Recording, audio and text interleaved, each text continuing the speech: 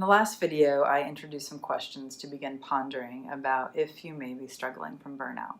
So as we go down the journey of exploring what burnout is, I think it's important to make some clear differentials about what it is and what it is not. Frequently, we'll have patients who come into our offices and believe that they're really depressed or extremely anxious. And when we start looking at the differentials of their symptoms and their behavioral patterns, what we come to realize is no, in fact, they're actually burned out. So burnout is different than stress. It's different than anxiety, and it's different than depression, although it can have components of all of those things interwoven in it. And in fact, one of the core things that can lead to burnout is prolonged chronic stress. And so that's a really important thing to keep in mind right now, being mindful of the world that we're all navigating and the context of our external environment. Stress doesn't have to just be in the workplace to be burned out. We can have chronic stress in the world around us that starts to filter into our workplace environment. One of the things about stress is that we're supposed to have it in our day-to-day lives.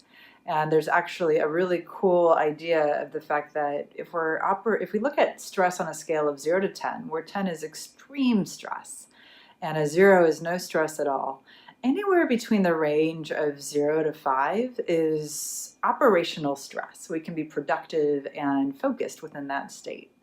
And then as we start tipping out of 5 and getting higher into the 6s and the 7s and the 8s and the 9s, we really only want to go up into that space rarely. And if we are in that zone, we want to pop back down into what we call a resiliency zone, which is more that 0 to 5 space.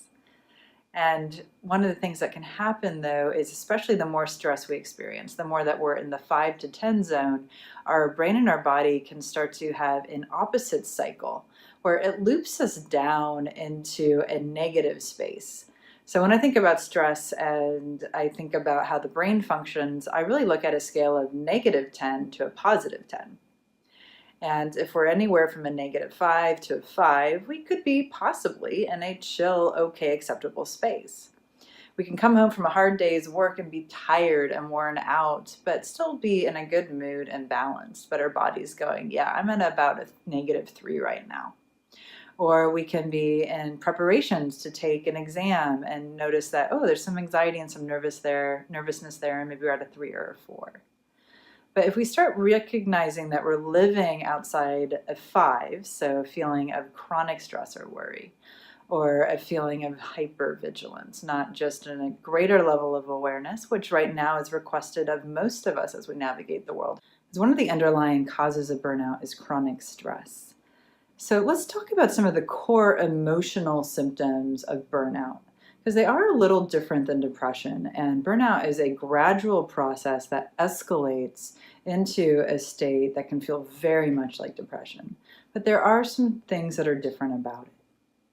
So just to give you some guidelines and some thoughts to walk through, just notice in the past 2 weeks, how have you been feeling in regards to your emotional state? Now that's a huge question, so let me break that down.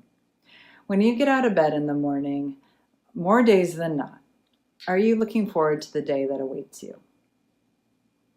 And if not, can you find little moments in each day, at least, where you're saying, yeah, that was a good part to that day? Now, it is unrealistic every day to say, I am waiting for this day. I would say it's unrealistic for most of us, because each day is met with challenges.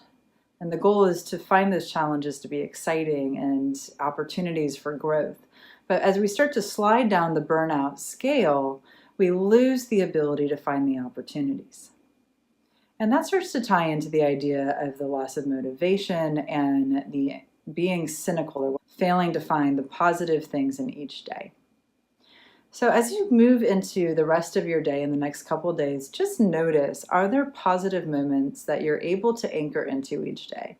Whether it be a smile, a bird chirping, a butterfly, whatever it might be, a laugh that you share with a friend or a colleague, or are you able to find moments of opportunity within the challenges? If what you notice is a deeper sense of gloominess or burdensomeness or overwhelm, then you might be sliding into the gray zone or even the end zone of burnout.